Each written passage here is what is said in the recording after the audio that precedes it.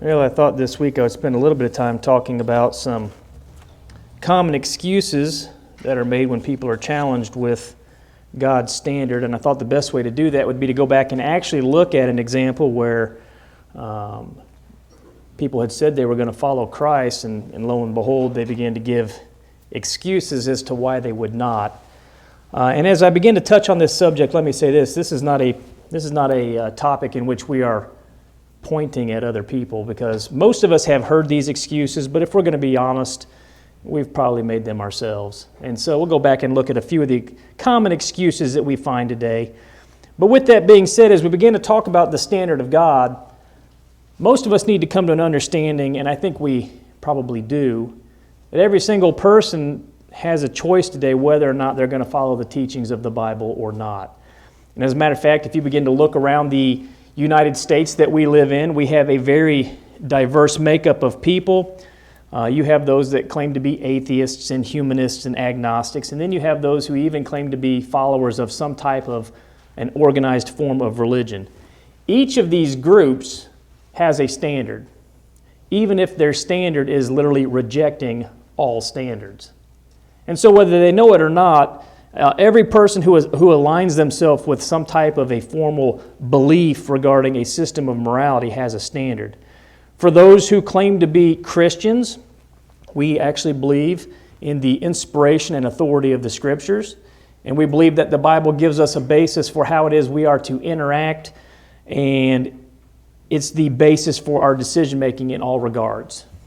Now, some may say, as Christians, you believe the Bible then is your source of morality for everything, and our response would be yes, we do. And we think that it's beneficial and authoritative in every one of those situations. And you would say that's a pretty powerful claim, because society today really would say that the Bible is invalid, that it is archaic. They would say that it is filled with weakness, and that probably it has limited the progress of mankind as it has filled us with many old-fashioned hang-ups or stereotypes, and it would go on. But here's the thing, that's a pretty powerful indictment too. Christians claiming we have the answers written in word form, others saying that word not only is not inspired, it's caused a number of issues. So really, how do we begin to answer all of that? Well, without going into too much detail, as Christians, the way that we counteract the systems of morality around us really is going to be seen through both our words and our actions. Let me go over to James chapter 4. And I'm going to paraphrase John from a few weeks ago. I'm going to try not to go real long today. Maybe we can make it first to lunch. Let's go on over to James chapter 4. We are going to spend a few minutes as we look at this, but it won't take us that long. James 4:4, he says, "Ye adulterers and adulteresses, know ye not that the friendship of the world is enmity with God? Whosoever therefore will be a friend of the world is the enemy of God." Now let's start off with a very basic fact. We know for a fact, as you read through your scriptures, that the world and God's people have always been divided over the concept of, or the question of, what is true wisdom.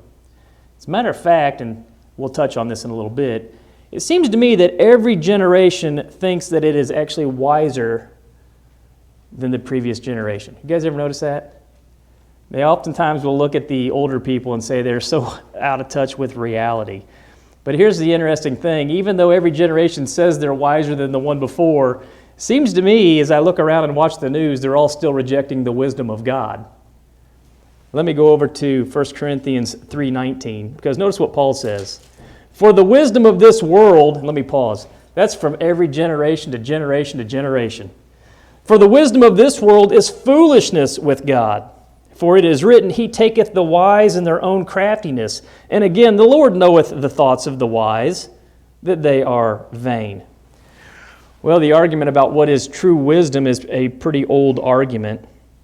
Some Christians today are even really afraid to question or to reject the idea of worldly wisdom.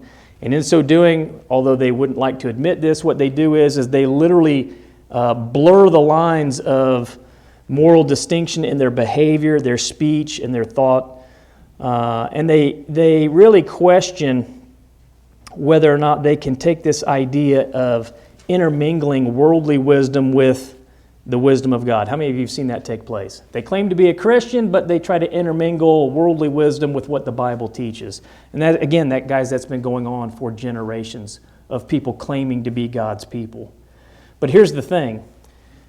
Morality in and of itself is so basic of a Christian character that if we can't understand and practice biblical moral behavior, how could we expect to go back and to understand deeper matters of doctrine? We had a very interesting question in Bible study today. That's a very deep, thought-provoking subject. But guys, if we can't even get the basic things like how to treat people and not to kill infants, how could we ever expect to approach these deeper topics and to truly understand them? I think as we begin to talk about the standard of God, what we really have is a defense of biblical morality. Right? We use our minds, we use our bodies to contrast the standards of men regarding morality as they define it and as we see them practicing it around us. I don't want to go back and bring it up in detail again, but most of you who watched the news saw something horrific this last week, didn't you? We saw the taking of innocent life.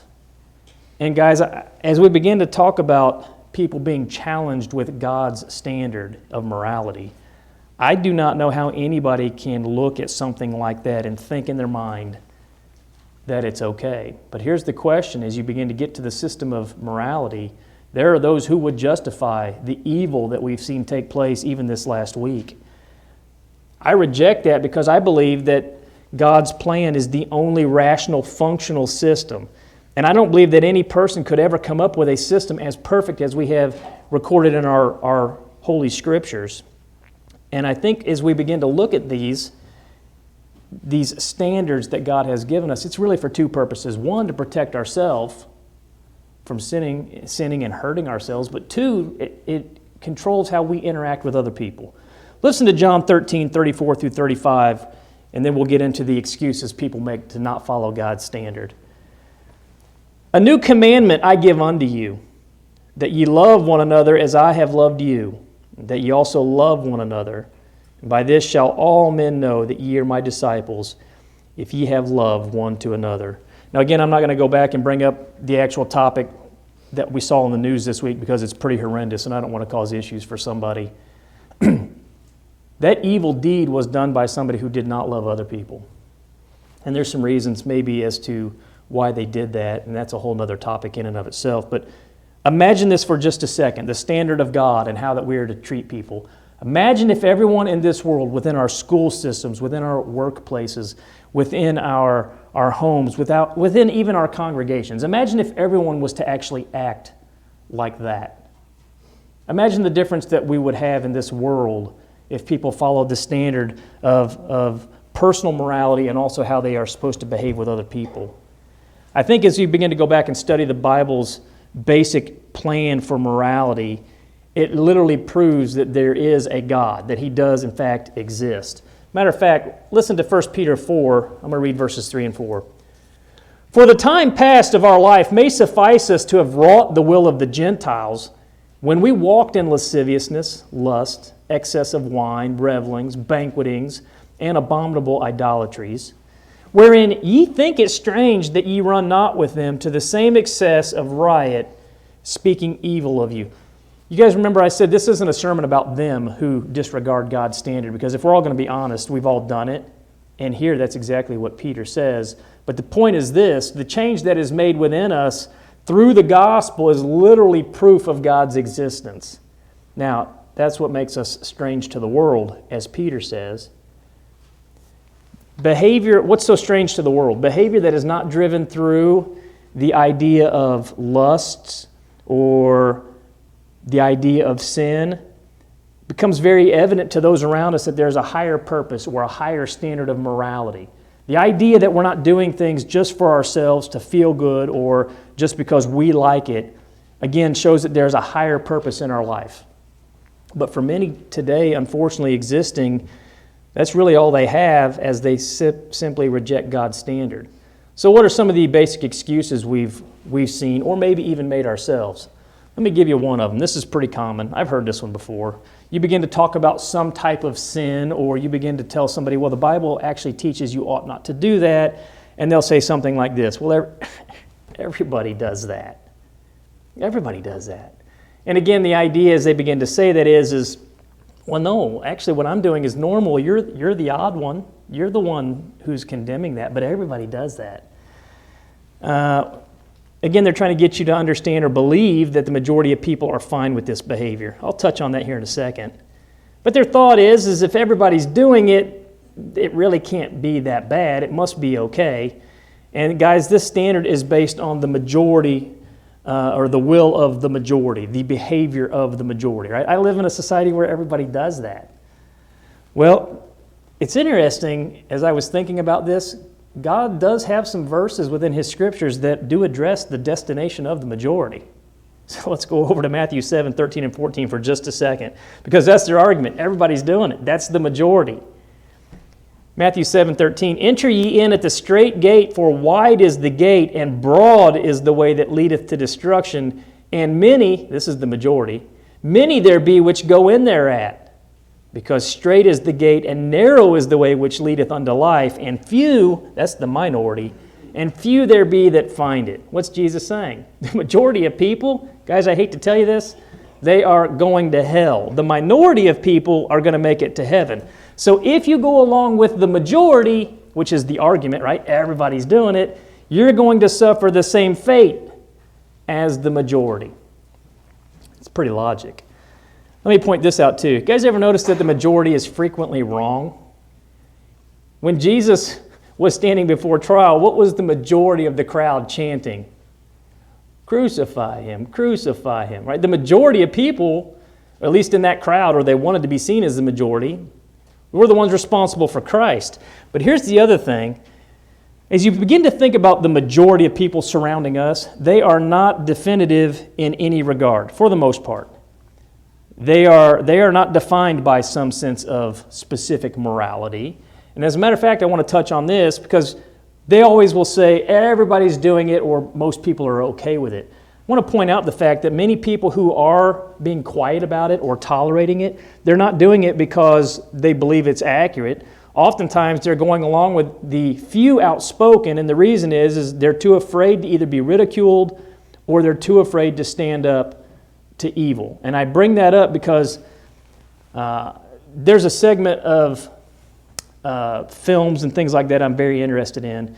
And if you go back into the 40s and even earlier than into the 1936, 38, as you begin to see the Nazi party begin to rise up, here's what you'll find, and this is a fact. About 90% of the German people cooperated with Nazis, or Nazism, or fascism as you may call it, because of peer pressure. And here's what's really interesting. The Nazi party was not the majority party. They were the minority party. However, what they were compared to the rest of them, they were very outspoken, and they used fear factor and intimidation. And so people were afraid to say anything, and people were afraid to stand up to what was taking place. Now, that's the same thing we have going on today. You look around today at people who are campaigning for immorality to be accepted, what you'll find is in reality, if you go back and do a poll, and I've looked at a few of them, they are the minority. But they are louder than pretty much everyone else. They use intimidation tactics into fearing you into submitting or simply accepting the very fact that what they want or what they seem as okay is really tolerable. And guys, if you look at our laws over the years, we're beginning to see these things being accepted or being tolerated, even though the polls show that the majority of people say that it's wrong. Most people, if you poll them and ask them, do they think abortion is okay? Guys, the majority of people are not fine with that. And yet we have laws that allow it. Why? Because they've screamed louder than pretty much anyone else. But oftentimes, guys, the argument that everybody else is doing it, if you go back and actually challenge it with logic or the Bible, it falls flat on its face. And without going any further on this, let's go back to your childhood, guys. What would your parents say when you said, well, Jimmy was doing it, and your mom would say, you guys already know what I'm going to say, right? If Jimmy jumped off of a bridge, would you jump off of a bridge too? Guys, it's not logical. So that argument, yeah, everybody's doing it, it doesn't stand up to the Bible and it doesn't stand up to logic. And as a matter of fact, history shows that many people who have followed what the majority are doing or what the loud, outspoken minority are doing, have literally endorsed and promoted many, many, many immoral things throughout the past. So it's not a logical argument, but it happens all the time. Here's another one. Well, the reason I do it is because it makes me happy. I mentioned this song once before, but I was actually at work working on this, and the song, you guys will probably know it, the song by Sheryl Crow. Sheryl Crow sings a song, and here's the actual lyrics. It says, if it makes you happy, it can't be that bad. Well, that's really the Machiavellian idea of the end justifies the means, right? It doesn't really matter what you do or how you get there as long as the results are something that makes you happy, right? And that would go into the idea of situational ethics, which we find the world around us promoting, usually trying to challenge the standards of God. But this standard here, it makes me happy, that is really based on feelings alone or simply the outcome, right? It doesn't matter what you do as long as you are pleased regarding it. Purpose and motive, they don't matter at all. That's the idea of it makes me happy. I want to point something out, and this isn't probably a passage most of you would have gone to, but we've looked at this passage before. Notice Matthew 23:15. Jesus says, woe unto you, scribes and Pharisees, hypocrites! For you compass sea and land to make one a proselyte. That's the converting of a Gentile into the Jewish system. And when he is made, you make him twofold more the child of hell than yourselves. Let me ask you a question. Is it good to go out as the Jews under that dispensation and make proselytes? Well, of course it was, but not with the wrong means or the wrong outcome. There's no purpose in converting people into Judaism if you're going to make them even more unfaithful than you yourselves are. But here's the question. Why so much emphasis on results? I mean, if the method doesn't really matter, let's notice what Paul says in Romans 3:8. And this is logical. Paul answers the question. He says, and not rather as we be slanderously reported, and as some affirm that we say, let us do evil, that good may come, whose damnation is just. Again, what's Paul saying? Doing evil to make yourself happy, that has never been an accepted practice of God. The idea of, or as I would say, if you guys are not familiar with history, Machiavelli, the end justifies the means. The idea of you can do whatever you want as long as it makes you happy, guys, that has never been acceptable. However, it has been the basis of many philosophies and many theologies.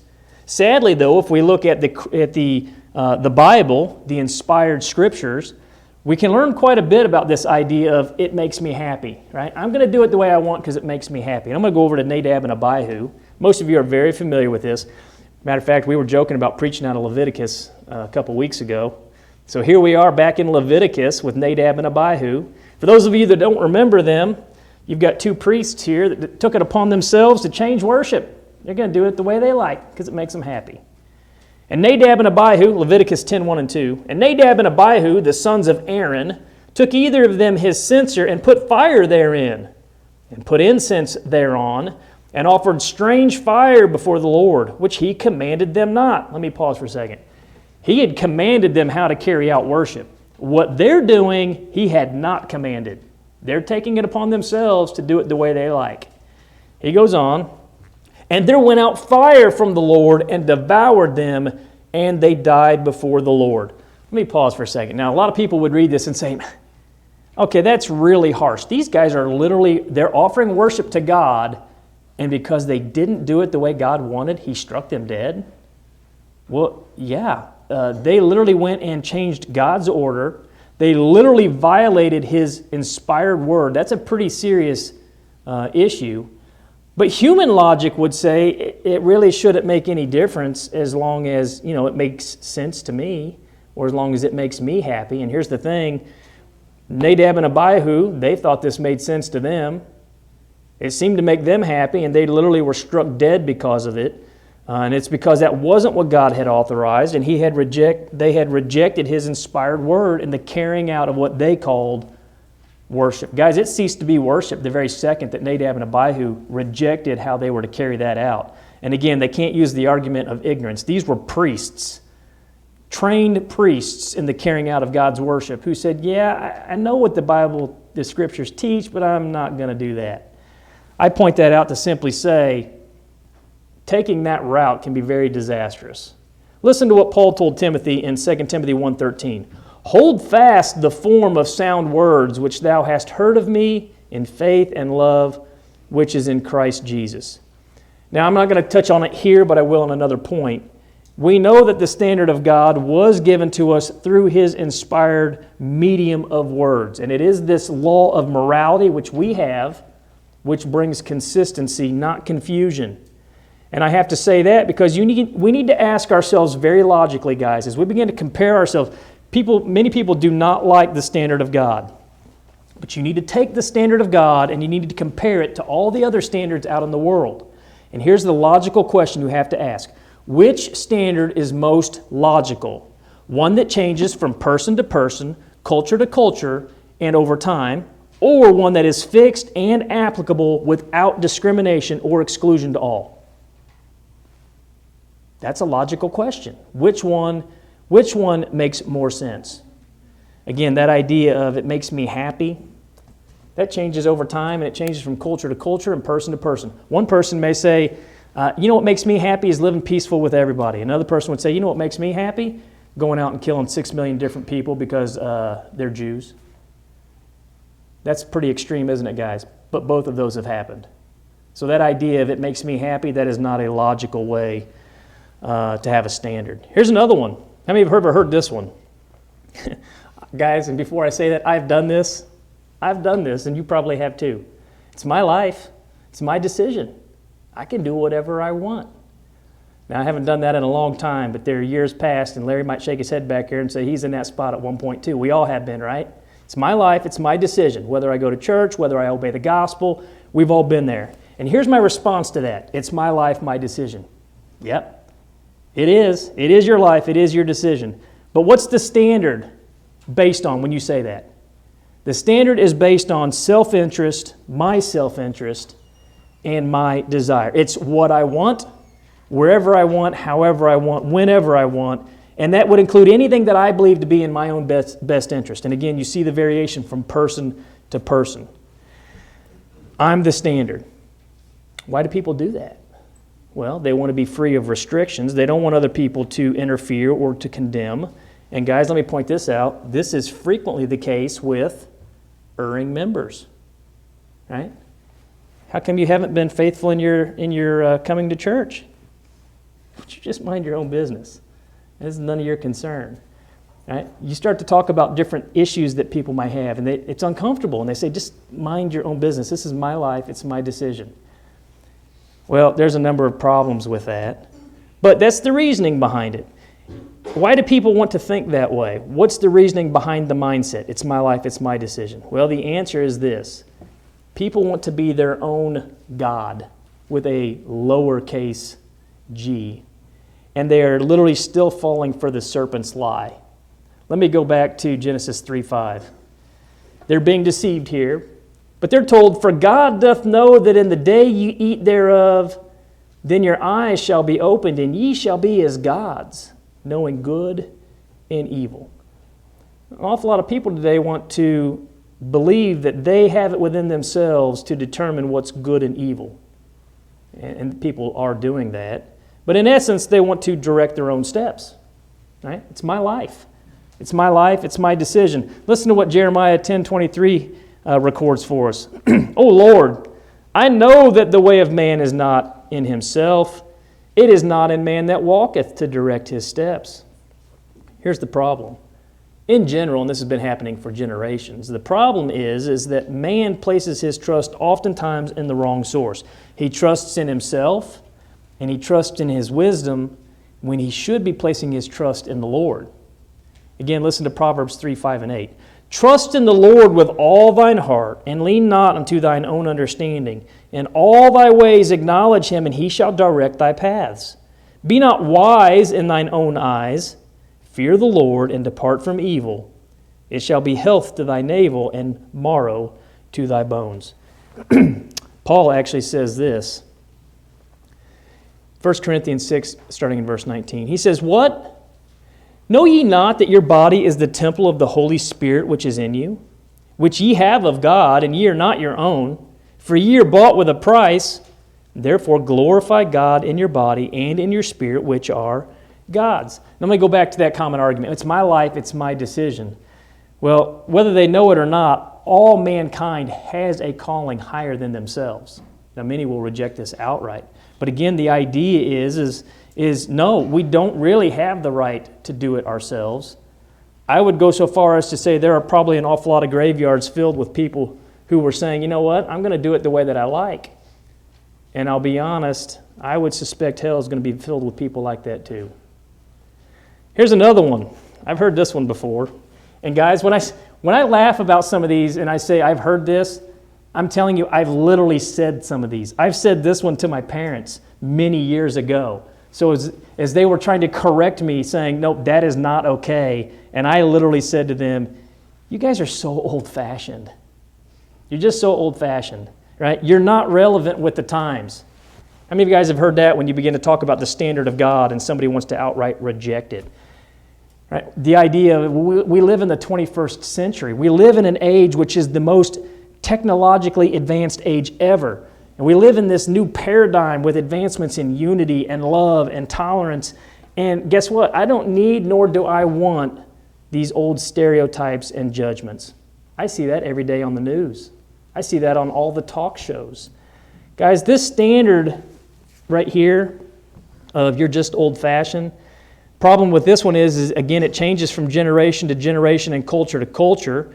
It's based on whatever they consider to be conventional wisdom of the day. But here's what I find interesting. Well, I'll just use the example no one really wants to use, but let's go back to the example of abortion. Guys, murdering infants has been wrong since day one. It's as wrong today as it was many years before.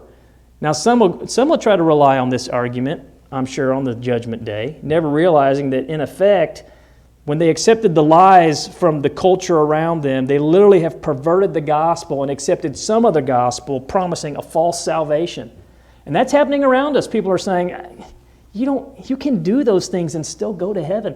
Matter of fact, guys, everyone here probably, I would say the majority of people you know, they all believe they're going to heaven. I have conversations with people in my secular work all the time, and guess what? I've never ever heard one. Larry, I think, said he might be the exception. I've never heard one person ever tell me, you know what, I'm going to hell when I die. I've never heard that. But I have heard virtually every single person I've ever known say, you know, when we get to heaven, my family members went to heaven. Guys, they have fallen for a false gospel promoting some false source or form of salvation. Listen to Galatians 1, 7 through 10. Paul says, which is not another, but there be some that trouble you and would pervert the gospel of Christ. But though we or an angel from heaven preach any other gospel unto you. The gospel is the good news leading to salvation, right? There are people around us telling you can be saved in any number of ways. He says, or an angel from heaven preach any other gospel unto you than that which we have preached unto you, let him be accursed. As we said before, so say I now again, if any man preach any other gospel unto you than that ye have received, let him be accursed. For do I now persuade men or God? Or do I seek to please men? For if yet I pleased men, I should not be the servant of Christ. There are a lot of people out there in the world who have fallen for some other variation of what they call the gospel. But when I say that, I say we as Christians, we also need to be mindful because many today claiming to be Christians, they are similarly turning their ears away from the truth. And again, that was prophesied that it would take place. Listen to 2 Timothy 4, starting in verse 3. For the time will come when they will not endure sound doctrine, but after their own lusts shall they heap to themselves teachers having itching ears, and they shall turn away their ears from the truth and shall be turned unto fables. Many today want a culturally relevant morality. And guys, every year we have new groups who come up. They're pushing for new moral laws, really for a more promiscuous society. I was actually talking to somebody the other day how I remember back in the 80s and 90s, if you guys remember, there was a time period where you would hear some cuss words that really you don't even hear today. But the majority of the things that you saw on TV, which were really bad, you didn't see any of that stuff. Guys, it has gotten so bad that I'm literally shocked half the time when I see this stuff on TV. And it seems like the farther we go, the more that people say, well, that's just how it is. And I'm going to touch on this here in just a second. You've heard me say before, it seems like it just keeps getting worse and worse and worse. But here's the thing, and I had to go back to the scriptures this week. The sins have always existed. The difference is it used to be somewhat hidden, or it was kind of kept in the dark, but now they're pushing for this to be out in the open. What they really want is for society to no longer call it sinful, for society to actually accept it, or for society to basically say, well, it's a choice. Whatever that is, whether it's stealing, drinking, whatever it is. But here's the thing, sins have not changed. All of those things, whatever they are, they're still just sinful. And that argument, which I've been guilty of making, you guys can recall, I've said before, it seems to me things are just getting worse and worse and worse. Listen to what Solomon says in Ecclesiastes 1:9. The thing that hath been, it is that which shall be, and that which is done is that which shall be done. And there's no new thing under the sun. Solomon says, you may be thinking it's worse and worse and worse, but he said there's nothing new. All the sins people do today are the same sins they were doing before. And guys, I've been guilty of that mindset of saying, why is it so bad today? Guys, Solomon has the answer for correcting my mindset. Listen to Ecclesiastes 7:10. Solomon says here, say not thou, what is the cause that the former days were better than these? Let me pause. Why was it so much better years ago than it is now? Right? He says, for thou dost not inquire wisely concerning this. Guys, I have literally said that exact same thing. Why was it better years ago than today? I think what Solomon is trying to say here is, it is illogical for you to try to compare today's sins to yesterday's sins, because in honest, these things have always been going on. And Solomon, I think, is pointing out and saying, what you really need to be considering or complaining about is the condition of man's heart. And I say that because, guys, think about it this way.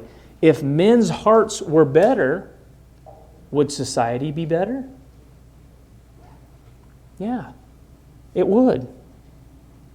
Guys, our society today is just as evil as it was in days past. People have always been killing other people. People have always stolen from other people. Sexual sins have always taken place. And I actually told somebody this week, we were talking about something that happened to them that was really bad. And I said, I've always known this world was evil and bad, but it has become more apparent to me that we live in a very messed up, sick, and sinful world. Now, when I say that, everybody needs to be saved. Don't get me wrong. But I didn't realize just how bad this place really is. We are surrounded by many who are just as lost can be. So our society today is not any different than before. But here's the other problem, because the majority of people have never seen the correct standard, biblical morality being carried out in their life. They're at a loss as to really how good this life could be. And I'll touch on that. Listen to Matthew 22:36 through 40. And this made me think about a song we were all singing in my car last weekend. The other day. Matthew 22, verse 36. Master, which is the great commandment in the law? Jesus said unto him, Thou shalt love the Lord thy God with all thy heart, and with all thy soul, and with all thy mind. This is the first and great commandment. And the second is like unto it. Thou shalt love thy neighbor as thyself. On these two commandments hang all the law and the prophets. Loving God and loving our neighbors has never changed. From dispensation to dispensation, that has always been required of God's people. What does loving God do? Loving God, if I truly love God, prevents me from sinning against God. And ultimately, every sin is against God. Now, what about the neighbor? Well, loving my neighbor sets my motives for how I should interact with everyone that I come into contact with, in general. Now, if we all did this, if we loved God to the point where we chose not to sin in our personal lives, and we loved our neighbors like we're told to love our neighbors, society would be so much better than the song John Lennon sang about in his Communist Manifesto song, Imagine, from 1971. How many know that song? John Lennon's song, Imagine. We were all singing it in the car the other day. Sounds so good. Sounds so good. There's a lot wrong with that song, guys, but I'm going to tell you this. If we would do what Jesus said here, to love God and to love our neighbor, our society would be 10 times better than what John Lennon was singing about in his his ideological real world under communism. Nobody's ever seen that take place because the world's never done it. I can't even imagine honestly living in a world where every single person chose not to sin against other people and against God. But what a world this would be. True Bible morality would actually create a place of security in society, which is, if we're going to be honest, a bunch of people who are so enthusiastically self-destructive and hateful that they don't mind causing sin themselves, but they want to hurt other people in the process. That's the world, if we're going to be honest, that we live in. And I don't say that in a good way. I am not happy that many people are going to be lost because of that type of a mindset. Let me finish up here with God's standard. God's standard doesn't require any excuses. Let's go over to Romans chapter 12, verses 1 and 2. Paul says, I beseech you therefore, brethren, he's writing to the church in Rome, by the mercies of God, that ye present your bodies a living sacrifice, holy, acceptable unto God, which is your reasonable service, and be not conformed to this world, but be ye transformed by the renewing of your mind, that ye may prove what is that good and acceptable and perfect will of God. What's Paul saying? Well, very clearly, our body is to be utilized in carrying out a life which in all regards is pleasing to God, right? I'm to love God so to the point that I choose not to sin in my personal lives, and I am to treat man around me in such a way that it is always for their benefit. Right? Again, guys, that's a standard based on 2 points. Literally, that's all I have to do in essence. Love God to the point that I follow His Word and love people around me and treat them the way they should be treated. That is literally what we should be thinking about every day. We're to live according to the standard so that we can stand at the judgment without fear. Again, here's the passage. We'll go over to John 12:48. He that rejecteth me and receiveth not my words hath one that judgeth him. The word that I have spoken, the same shall judge him in the last day. If I followed His Word and I've done exactly as I'm supposed to do, there's no fear at the judgment. Let me point something out here. Because I hear people say, you guys always rely on the Bible, and you think that just because it's in there, it's true. Let me point something out. Things are not true just because they are in the Bible. They are in the Bible because they are true. That's why the Bible is considered our standard. I have never heard, and I doubt you have either, I've never heard any rational person say that abstaining from drugs and alcohol and fornication and adultery and stealing, I've never heard anyone say that abstaining from those things was immoral. As a matter of fact, our court systems, in most regards, still look at these as being problematic. I challenge anybody to find a better system than what we have in here. And again, boil it down to 2 points. Love God to the point that you don't sin in your personal life, and 2, treat your neighbor as they ought to be treated. I can't believe anybody, and I challenge anyone to find a better system than that. The Bible system of morality, it works. It's a perfect standard for imperfect men, in essence, and that's what we need. I make mistakes just like everyone else here, right?